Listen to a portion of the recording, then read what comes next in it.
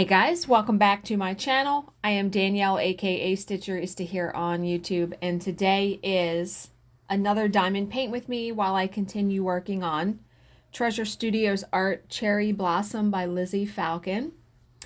I did diamond paint more after this video, and I actually did get done that first sections, and I got done a good chunk of the second section, so I'm hoping between tomorrow and Friday that I can get a good bit done because I'm off on Thursday and Friday.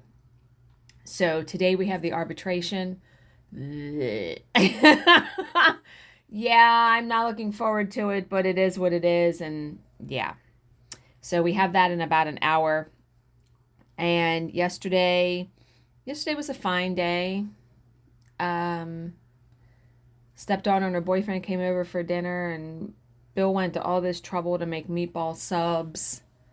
They were good, but I think in the future, we know what to do now. Like, he spent more, I think, trying to do it than it would have been for us to order them from a sub shop. But he put forth the good effort. So, yeah. And then we watched some TV. And then when I was actually filming this video, I watched the episodes of I Know What You Did Last Summer that are on Amazon Prime, and it's only 4 episodes. It was pretty good. They leave it on a cliffhanger, so there's going to be a second season, and I hate that. But if they want to have a second season, it's like, how long can they really drag it out, though, in my opinion? But, yeah. So, I watched that, and then last night I did some stitching on my perforated paper piece, and I actually started watching the 3rd season of You on Netflix, and boy, is it quite the roller coaster. Holy hell. I think there's like 13 episodes, 10 episodes, something like that. I'm on 2 or 3. 3 maybe. But yeah, so like I said, today's a regular work day. And I actually, given that I need to get wider tennis shoes. So I went on Amazon. I like Skechers shoes, and they sell them in wide width. So I went online and I purchased a pair of shoes the other day. But when they came yesterday, they still felt tight. I didn't like them. And I realized that I didn't buy them in wide width.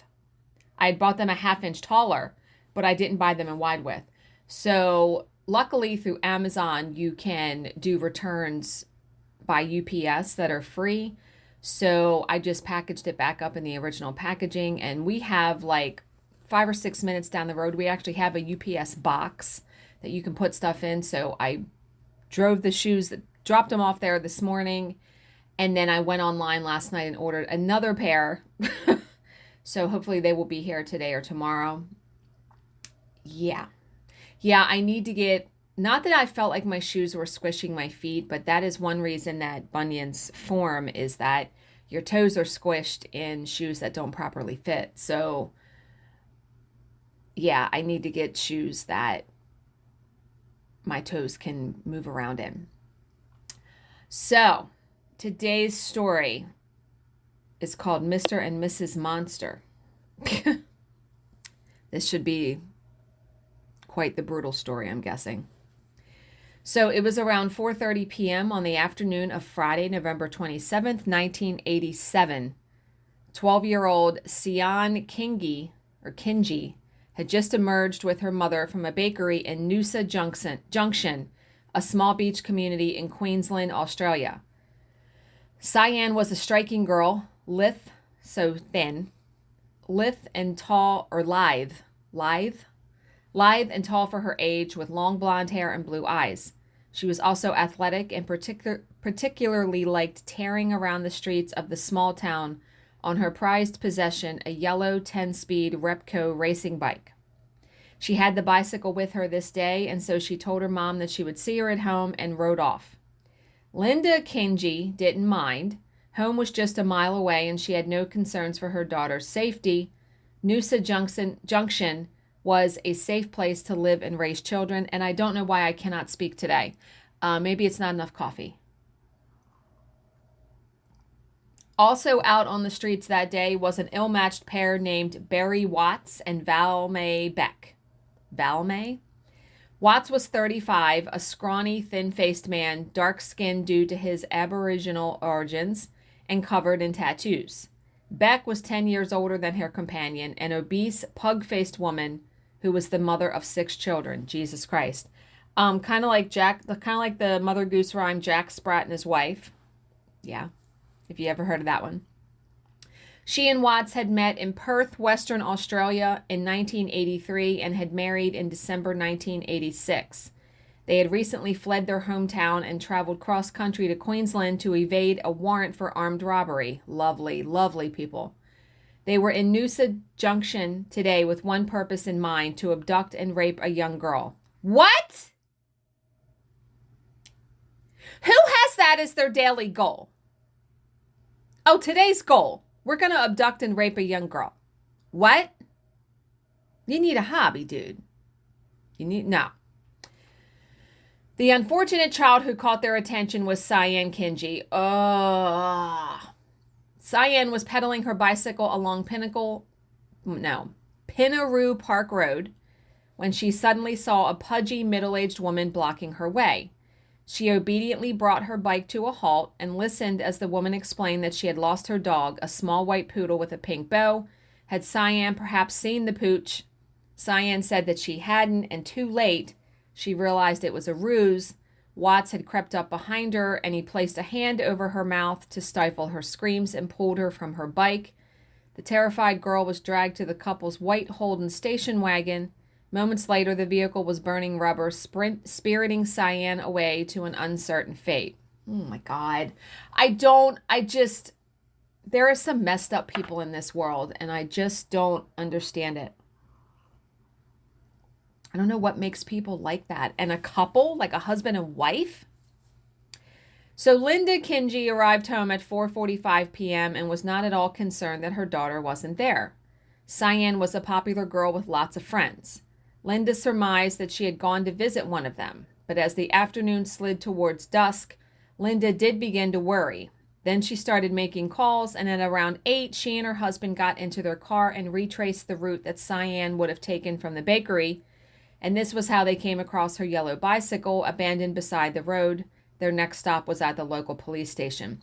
I bet when they saw her bicycle, their heart just dropped into their stomach, right?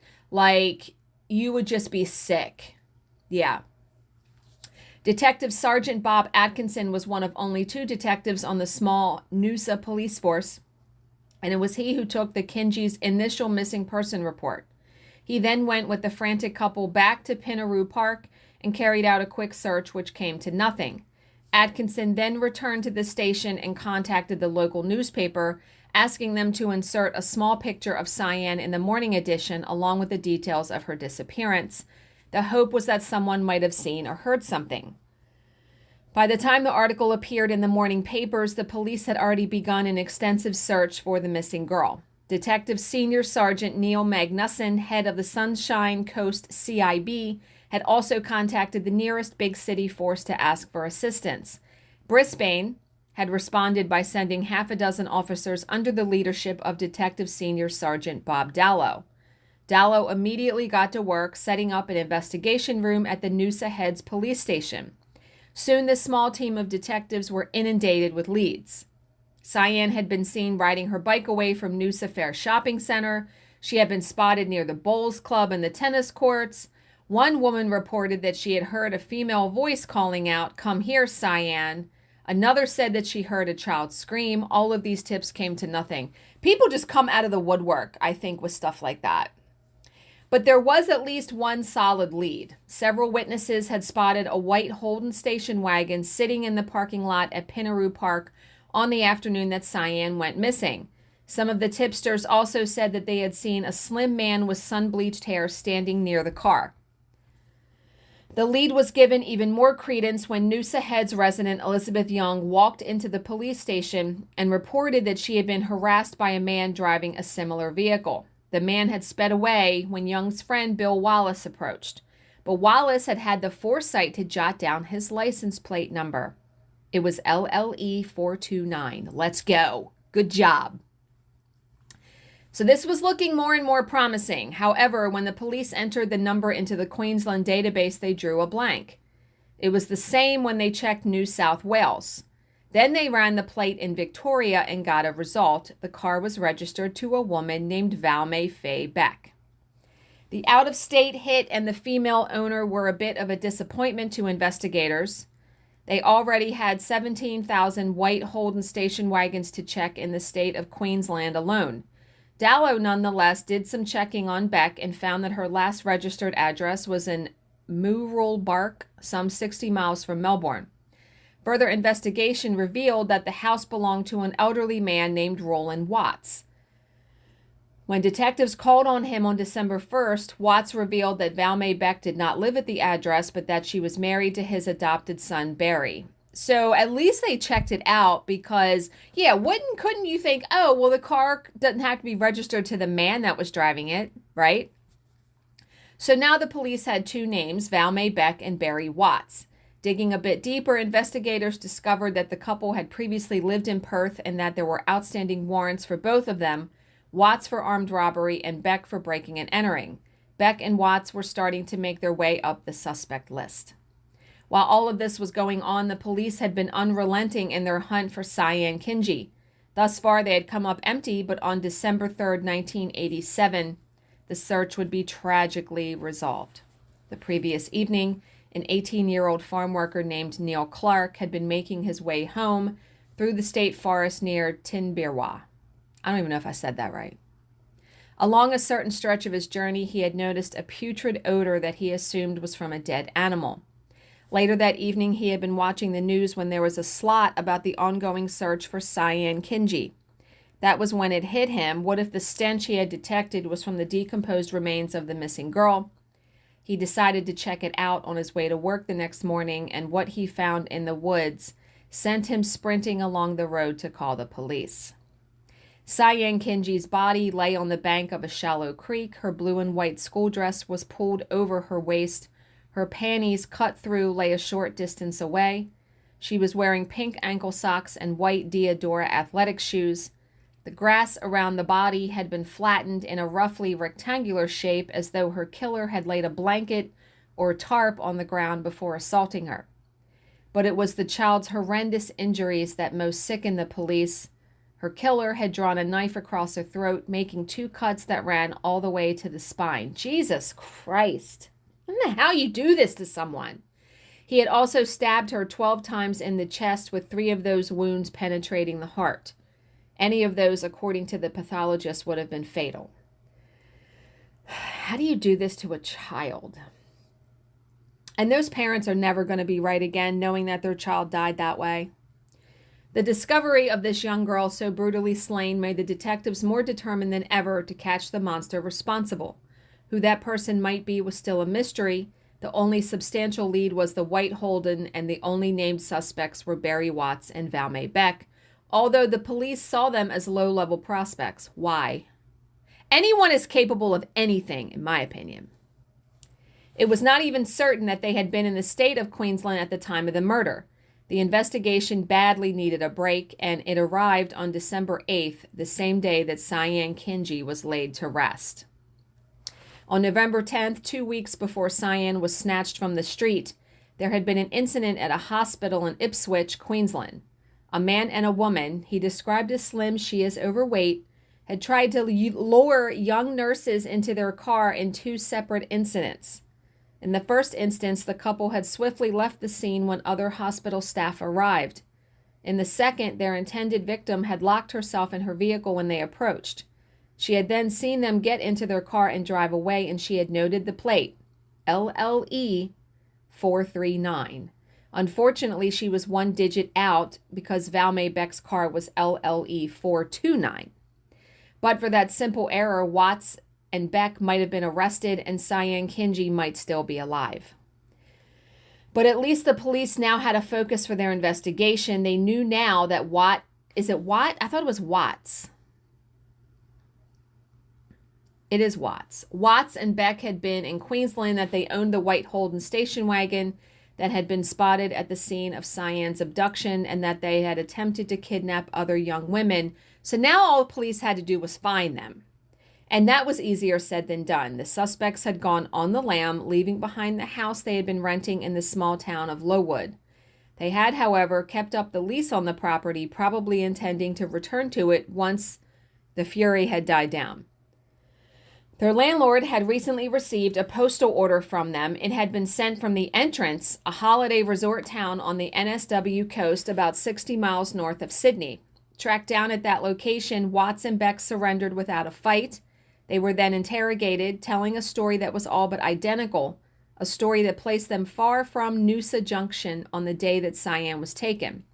It was clear to investigators that Beck had been coached by her more dominant partner. Try as they might, they could not break her.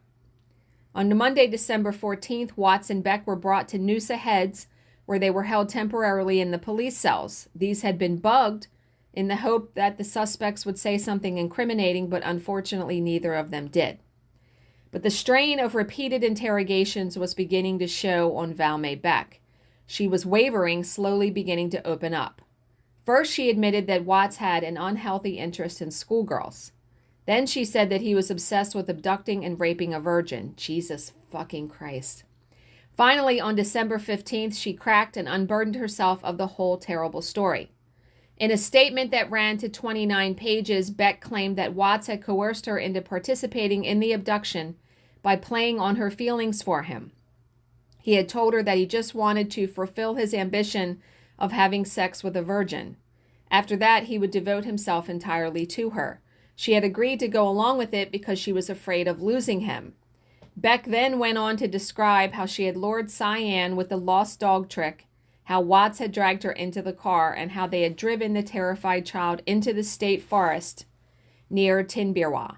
There, Watts had laid a blanket on the ground. He had then ordered Beck to cut off the child's panties and had spent an hour fondling her, forcing her to perform indecent acts on him, and then finally raping her. When he was done, he stood up and said, "It's all finished now, it's all over." And Beck told the police that the girl was frightened, very frightened, but she never cried, never shed one tear. She was a very brave little girl. She never uttered a peep. But as terrible as Cyan's ordeal had been to this point, it was only just getting started. His evil lust sated, Watts now tied her hands and ankles, then put tape over her mouth and ordered her to lie face down on the blanket. Realizing what was about to happen, Beck tried to intercede at this point. "Can't we just leave her and go?" she says to Watts, and to this he had replied, "Don't be so fucking stupid. I can't trust her not to give me up." He then looped a belt around Cyan's neck and started strangling her. And Beck said of Cyan's final moments that she'll never forget the sounds that the girl made as long as she lives. I'm sure. I mean, this is just so horrific. According to her, the stabbing and throat cutting came after the girl was already dead. Why? Why would you... Watts then dragged the body a few yards into the bush and dumped it beside the creek. Then they simply got into their car and drove away. So, informed of his wife's confession, Watts appeared defiant. He said, "So now you know what happened," he says to investigators, "but you still have to prove it." Unfortunately for him, Beck had given up something else in her statement to police, the location of the murder weapon. Police divers would later recover a tightly wrapped bundle from 6 Mile Creek. It contained a knife, a belt, some rope, and strips of masking tape. The latter item was found to have strands of blonde hair attached, and these would later be matched to the victim's Cyan Kinji. Barry Watts and Valmay Beck went on trial at the Queensland Supreme Court in October 1988. Found guilty of abduction, rape, and murder, the evil pair each received a sentence of life plus 18 years. In the case of Watts, the judge recommended that he should never be released. He has subsequently been convicted of another murder, that of Helen Mary Feeney. She was last seen alive 1 month before Cyan Kinji was taken. As for Valmay Beck, she would spend 20 years in prison before her death from a heart attack on May 27, 2008. The evil child killer was dead, and not even her family wanted anything to do with her. Her body lay unclaimed until it was finally cremated by the state. And you know, I believe her story in that it was Watts that did the killing and the raping and all of that. She was just along for the ride, and I don't know. You know, people do weird things for love. There's no way that I would ever do something like that for someone that I loved. And I know I haven't been reading the personal affirmations. I am going to read one today because I just need something else to think about besides that poor girl. So I am looking for one.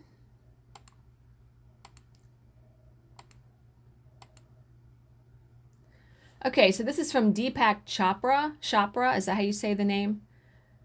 The secret of attraction is to love yourself.